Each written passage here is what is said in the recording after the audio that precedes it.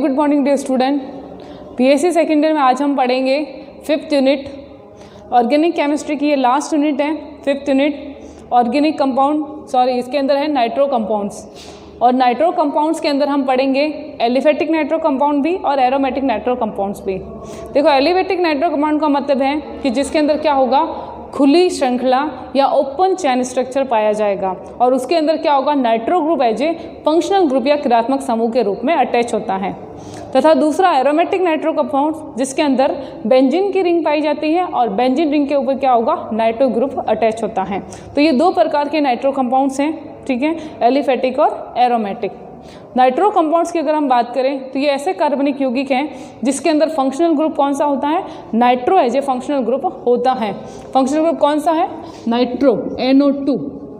इसमें आप एक चीज़ याद रखना कि नाइट्रो ग्रुप जो है उसके अंदर क्या होता है, ये दो रूपों में पाया जा सकता है। इसके अंदर आइसोमेरिज्म पाया जाता है या कह सकते हैं इसके अंदर मेटामेरिज्म होता है। किस तरह से, दो रूपों में ये पाया जाता है। कैसे, अगर ये नाइट्रोजन की तरफ से जुड़ता है NO2 तो उसे हम कहेंगे नाइट्रेट, नाइट्रो, उसे हम कहेंगे नाइट्रो ग्रुप। और अगर ये ONO मतलब ऑक्सीजन की तरफ से जुड़ता है तो इसे हम कहेंगे नाइट्राइट, तो हम इसे कह सकते हैं नाइट्राइटो ग्रुप, ठीक है। तो ये दो चीज़ डिफरेंस याद रखनी है, NO2 है तो नाइट्रो और ONO है तो दोनों सेम ही है, तो जुड़ता किस तरफ से, ऑक्सीजन की तरफ से, तो उसे हम कहेंगे नाइट्राइटो, ठीक है। हमें जो पढ़ना है, हमारा तो कंपाउंड है नाइट्रो कंपाउंड। इसमें नाइट्रोजन की तरफ से जो है वैलेंसी जुड़ती है या नाइट्रोजन की तरफ से ये कार्बन सेंटर पर जुड़ता है, इसे हम कहते हैं नाइट्रो कंपाउंड। तो नाइट्रो कंपाउंड या नाइट्रो ऑर्गेनिक कंपाउंड ऐसे यौगिक जिसके अंदर nitro as a functional group या क्रियात्मक समूह के रूप में पाया जाता है, ठीक है, वो नाइट्रो कंपाउंड्स कहलाते हैं।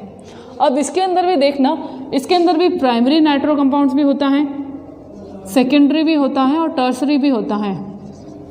कैसे, ये आपको पता ही है। प्राथमिक, द्वितीयक या तृतीयक नाइट्रो कंपाउंड किसे कहेंगे, तो हमें पता है कि जब प्राइमरी कार्बन पर नाइट्रो ग्रुप जुड़ा हुआ होगा तो उसे हम कहेंगे प्राइमरी नाइट्रो कंपाउंड। जब सेकेंडरी कार्बन पर नाइट्रो ग्रुप होगा तो मैं उसे कहूँगी सेकेंडरी नाइट्रो कंपाउंड्स, और टर्सरी पर होगा तो टर्सरी नाइट्रो कंपाउंड्स। जैसे कि देखो ये कार्बन है और ये आगे किसी से कार्बन से नहीं जुड़ा हुआ है, केवल हाइड्रोजन से जुड़ा हुआ है या किसी एक ही कार्बन से जुड़ा हुआ है, तब मैं इसे कहूँगी प्राइमरी नाइट्रो कंपाउंड। जैसे कि CH3NO2 नाइट्रो एल्केन या नाइट्रोमेथिन कैसा है, प्राइमरी नाइट्रो कंपाउंड्स है, ठीक है। इसी प्रकार से CH3CH2NO2 नाइट्रो एथेन कैसा है, नाइट्रो एथेन, ये भी प्राइमरी नाइट्रो कंपाउंड्स है क्योंकि ये प्राइमरी कार्बन पर जुड़ा हुआ है, ठीक है। इसी प्रकार से सेकेंडरी के अंदर क्या होगा, नाइट्रो ग्रुप ऐसे कार्बन पर जुड़ा हुआ रहेगा जो आगे किसी दो कार्बन से जुड़े हुए हो, या सीधी भाषा में कहें तो नाइट्रो ग्रुप सेकेंडरी कार्बन पर जुड़ा हुआ रहता है। जैसे कि ये कार्बन इससे जुड़ा, दो कार्बन से जुड़ा हुआ है और फिर NO2 जुड़ा हुआ है। Example CH3CH3NO2। अभी किस प्रकार का एग्जाम्पल है, तो देखो ये कार्बन आगे दो कार्बन से जुड़ा हुआ है, ठीक है, तो ये सेकेंड डिग्री का हो गया, 2 डिग्री का हो गया कार्बन, तो ये कौन सा कंपाउंड कहलाएगा, ये कहलाएगा सेकेंडरी नाइट्रो कंपाउंड कहलाएगा। हम इसे कह सकते हैं 2 नाइट्रो एथेन, 2 नाइट्रो प्रोपेन या सेकेंडरी नाइट्रो कंपाउंड कह सकते हैं।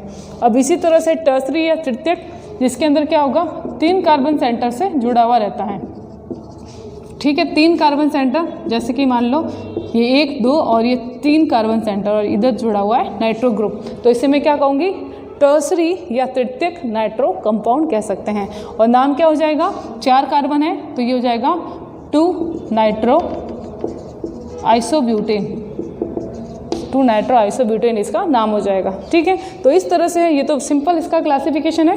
प्राइमरी नाइट्रो एल्केन को कैसे पहचानना है, सेकेंडरी क्या होता है और टर्सरी क्या होते हैं, ठीक है। अब नाम कैसे देना है, नामकरण या नॉमेनक्लेचर कैसे नाम देंगे, तो आपको याद रखना है नाइट्रो एल्केन, बहुत ही सिंपल, एक ही शब्द याद रखना है, क्या, नाइट्रो एल्केन, ठीक है। तो देखो जहाँ पे ग्रुप जुड़ा है वो तो नाइट्रो आ जाएगा, नाइट्रो का नाम, और एल्केन कार्बन की चेन आ जाएगी। तो कार्बन की चेन, जैसे कि ये देखो नाइट्रो कहाँ जुड़ा हुआ है, पहले कार्बन पर, और ये दूसरा कार्बन, तो पहले कार्बन पर नाइट्रो जुड़ा है तो मैं इसे क्या कहूँगी, 1 नाइट्रो, ठीक है। कितने कार्बन है, 2 कार्बन है, एथेन, और एथेन से क्या बना, ये एल्केन, तो 1 नाइट्रो एल्केन की जगह हो जाएगा एथेन। 1 nitro ethane. इस तरह से इसका नाम हो जाएगा, ठीक है। इसी तरह से एग्जाम्पल जैसे कि CH3 CH CH2 NO2 CH3 नाम देना है, कैसे दोगे? तो हमें पता है कि हमें लंबी कार्बन चेन सबसे पहले सेलेक्ट करनी पड़ती हैं और नंबर वहाँ से देते हैं जहाँ पे फंक्शनल ग्रुप को कम नंबर मिले। तो यहाँ से देखो फंक्शनल ग्रुप को कम नंबर मिलते हैं 1 2 3। और इसी तरह से अगर मैं इसको इधर नाम दूँ 1 2 3 तो भी कोई दिक्कत नहीं है, सेम 3 नंबर की चेन आ रही है तो हमने इसको 3 नाम दे दिए। अब सबसे पहले हम देखते हैं कि प्रतिस्थापी कहाँ पे जोड़ा हुआ है। तो प्रतिस्थापी 2 कार्बन पे है तो ये 2 मैथिल। उसके बाद में 1 पे अपना नाइट्रो ग्रुप है 1 नाइट्रो। देखो हमें पता है फंक्शनल ग्रुप हमेशा क्या आता है, बाद में आता है। नोमेनक्लेचर आपको याद है ना, फर्स्ट ईयर में पूरा पढ़ा हुआ है और जितने भी रिएक्शन पढ़ रहे हैं, जितने भी यूनिट पढ़ रहे हैं, सब में नामकरण पढ़ रहे हैं अपन, तो इसको आप भूलना मत। 2 मैथिल 1 नाइट्रो और ये क्या है 3 कार्बन, तो क्या हो गया प्रोपेन, ठीक है। इस तरह से हम इसको नाम दे सकते हैं। तो बहुत ही ईजी है नामकरण, तो उसको बार बार डिस्कस करने की ज़रूरत नहीं है। ये है नाइट्रो एल्केन का नामकरण। हम पहले पढ़ेंगे नाइट्रो कंपाउंड में एलिफेटिक, ठीक है, एलिफेटिक नाइट्रो एल्केन्स के बारे में पढ़ेंगे। कौन से? एलिफेटिक, खुली श्रृंखला वाले नाइट्रो कंपाउंड्स। इसके अंदर हम सबसे पहले देखते हैं इसकी बनाने की विधि। आज हम पढ़ेंगे बनाने की विधि या मेथड ऑफ फॉर्मेशन क्या होती है, इसकी बनाने की क्या विधि है या मेथड ऑफ फॉर्मेशन क्या होगा। तो सबसे पहले जो इसकी विधि है वो देखते हैं हम एल्केन से। पहले क्या है? एल्केन से। और एल्केन से क्या करेंगे? एल्केन का नाइट्रीकरण करेंगे HNO3 की उपस्थिति में। तो जैसे मान लो कोई कंपाउंड है एल्केन CH3 मतलब एथेन ले लिया मैंने एक, और एथेन का क्या कराऊंगी? नाइट्रीकरण कराऊंगी HNO3 की उपस्थिति में। सांद्र HNO3 हमने लिया, इधर H2SO4 लिया। जब इसका, ये भी सांद्र है, इसकी उपस्थिति में जब नाइट्रीकरण कराएंगे तो हमें पता है कौन सा ग्रुप आता है? NO2 ग्रुप आता है। और यहाँ से निकलेगा क्या? किसका प्रतिस्थापन होगा? एक हाइड्रोजन का प्रतिस्थापन होगा। तो आपको देखो ऐसे याद रखना है, ये 3 हाइड्रोजन, उसमें से एक हाइड्रोजन चला जाएगा और NO2 ग्रुप वहाँ पे आ जाएगा। तो ये CH3 CH2 और क्या आया ग्रुप? ये इस तरह से टूटा है HONO2, तो ये NO2 प्लस और ये OH माइनस। तो देखो इधर से जो H निकला और इधर से OH H2O बाहर निकल जाएगा और NO2 जो क्या है यहाँ पे जुड़ जाएगा, तो ये जुड़ गया NO2, ठीक है। और बाहर क्या निकला आपके? H2O। तो बना क्या? नाम क्या होगा? देखो 1 और 2, तो 1 नाइट्रो एथेन इसका नाम हो जाएगा, ठीक है। तो हमने बना दिया नाइट्रो एथेन। तो ये है पहली विधि। इस तरह से आप बहुत सारे रिएक्शन ले सकते हो। मैं एक 2 रिएक्शन लेती हूँ, आप चाहो तो प्रैक्टिस के लिए और भी रिएक्शन लेके इसको कर सकते हो। दूसरी जो विधि है ये तो हो गई एल्केन से, दूसरी है एल्किल हैलाइड से। किससे है? Alkyl halide. एल्किल हैलाइड की रिएक्शन करानी है सिल्वर नाइट्रेट से, ठीक है। सिल्वर नाइट्रेट के साथ में इसकी रिएक्शन करवानी है। तो मान लो जैसे कि ये आपका एल्किल हैलाइड है और इसकी रिएक्शन करानी है AgNO2 के साथ। बहुत ही सिंपल है, होगा क्या? AgX जो है वो तो बाहर निकल जाएगा, तो ये देखो AgX बाहर निकल गया और बचा क्या? R, ये एल्किल ग्रुप, और NO2 जो है यहाँ पे अटैच हो गया, तो बन गया ये नाइट्रो एल्केन। इसी तरह से देखो और एग्जाम्पल लेते हैं, जैसे कि CH3Cl, मैथिल क्लोराइड लिया, रिएक्शन मैंने कराई किसके साथ में? सिल्वर नाइट्रेट के साथ में। तो हुआ क्या? AgCl बाहर निकल गया, ये AgCl बाहर निकल गया और बना क्या? मैथिल नाइट्रेट, या मैं से क्या कहूँगी? नाइट्रोमेथिल, ठीक है। इसी तरह से एक और एग्जांपल ले लो, CH3CH2Cl, रिएक्शन किसके साथ में? AgNO2 के साथ में। तो ये AgCl बाहर निकल गया, ठीक है, AgCl बाहर निकल गया और बना क्या?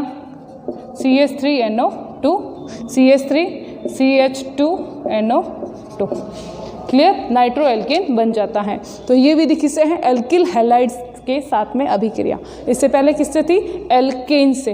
अब अपन देखते हैं तीसरी विधि, थर्ड मेथड है हेलो नाइट्रो से, सॉरी हेलो एसिड से। हेलो एसिड का मतलब क्या? जिसके अंदर हेलोजन भी होगा और कार्बोक्सिलिक समूह भी होगा, वो हेलो एसिड्स कहलाते हैं। तो है हेलो अम्ल से, हेलो अम्ल या कार्बोक्सिलिक अम्ल के हेलो कंपाउंड्स, ऐसे भी अपन कह सकते हैं। तो जैसे देखो मैंने एग्जांपल लिया, ये एक हेलो अम्ल है, क्यों? क्योंकि इसके अंदर कार्बोक्सिलिक अम्ल भी है और इसके अंदर हेलोजन भी है, ठीक है। इसकी रिएक्शन में अगर करवाती हूँ, इसकी रिएक्शन अगर मैं करवाती हूँ किसके साथ में? सोडियम नाइट्राइट के साथ में। किसके साथ में होगी? Sodium nitrite NaNO2।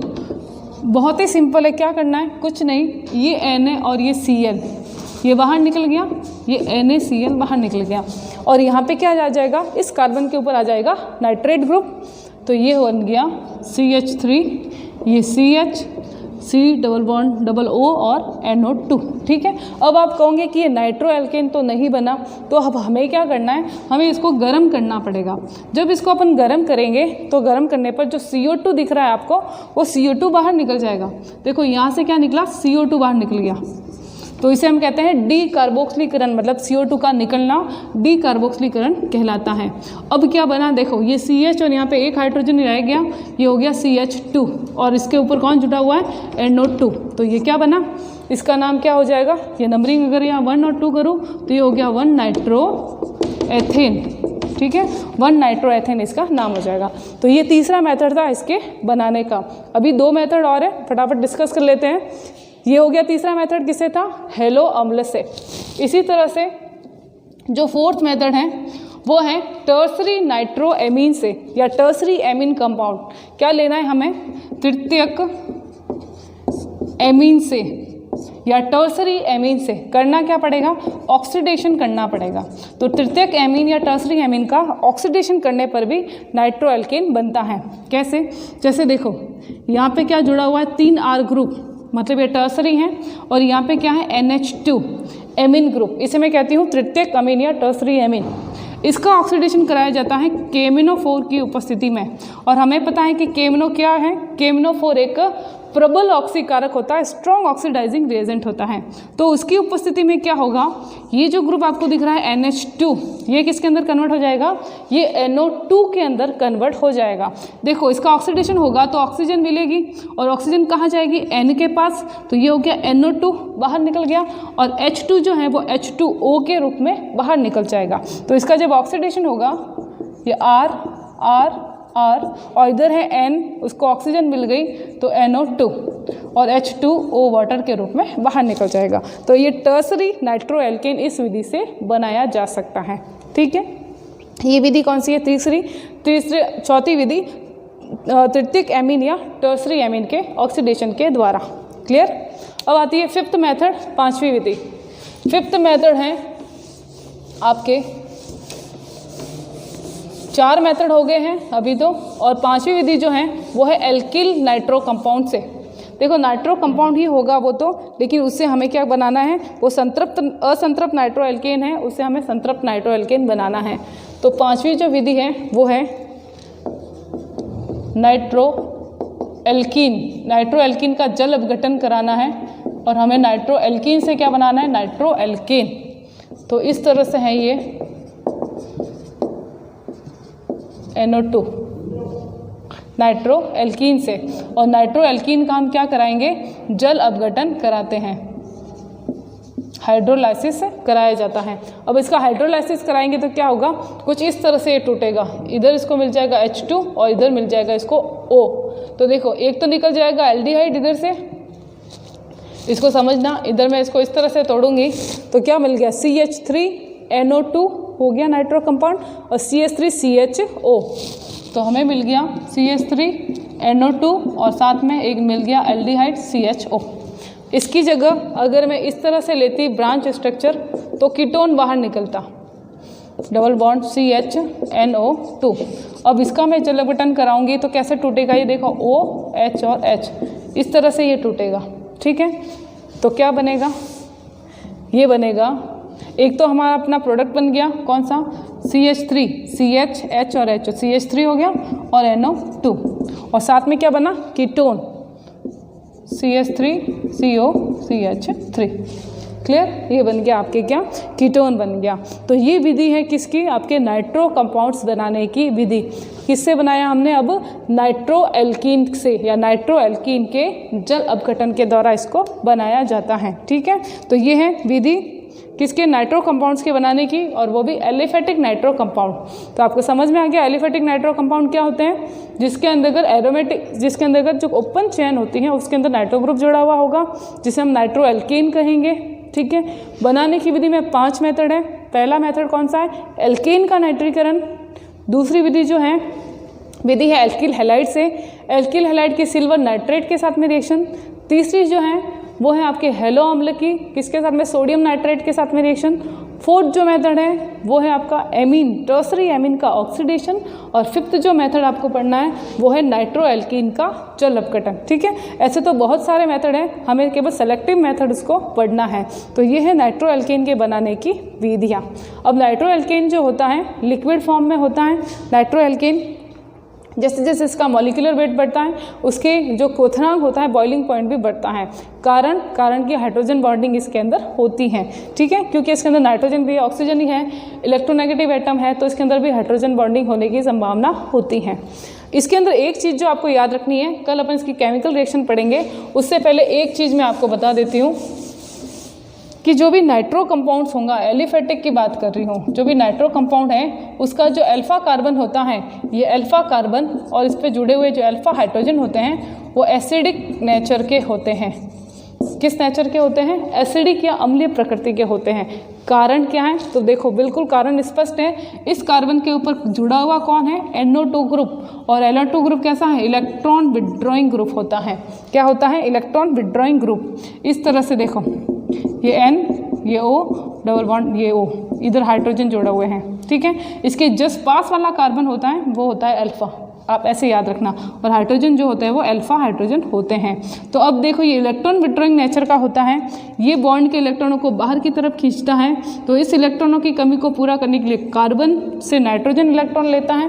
नाइट्रोजन क्या करेगा, कार्बन से मांगेगा, और इसकी पूरी करने के पूर्ति, इसकी कमी को पूरा करने के लिए कार्बन हाइड्रोजन से इलेक्ट्रॉनों को मांगेगा। तो इलेक्ट्रॉन क्या करेगा, अपना इलेक्ट्रॉन दे के H+ के रूप में बाहर निकल जाएगा।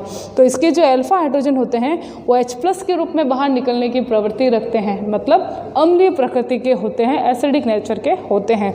और जब ये बाहर निकल जाएगा तो क्या बनेगा, एक एनाइन बन जाएगा। ठीक है, एक एनाइन या एक इनोलेट का निर्माण हो जाता है। जैसे हमने एल्डोल में पढ़ा था कैसे बनता है इनोलेट, उसी तरह से इसके अंदर भी इनोलेट बन जाता है। तो आपको ये याद रखना है कि नाइट्रो कंपाउंड के अंदर अल्फा हाइड्रोजन अम्लीय प्रकृति का होता है। अब कल जब इसकी रिएक्शन पढ़ेंगे तो इसको मैं आपको डिटेल में पढ़ाऊँगी कि इसकी एसिडिक नेचर किस प्रकार से इफेक्ट करती हैं, क्या क्या इसकी रिएक्शंस होती हैं। ठीक है, तो आज के लिए इतना ही है। आप रिएक्शन जो भी पढ़ा रही हो उसको ध्यान से पढ़ना। आगे की 4 यूनिट बहुत ही अच्छे से पढ़नी है, क्योंकि जनवरी में आपका टेस्ट होगा, और कब कौन सी यूनिट का टेस्ट है वो आपको मैं जनवरी में ही बता दूंगी। तो अभी जो ये छुट्टियाँ आएगी उसके अंदर आपको 4 यूनिट कंप्लीट अच्छे से तैयार कर लेनी है। ठीक है, ओके, थैंक यू।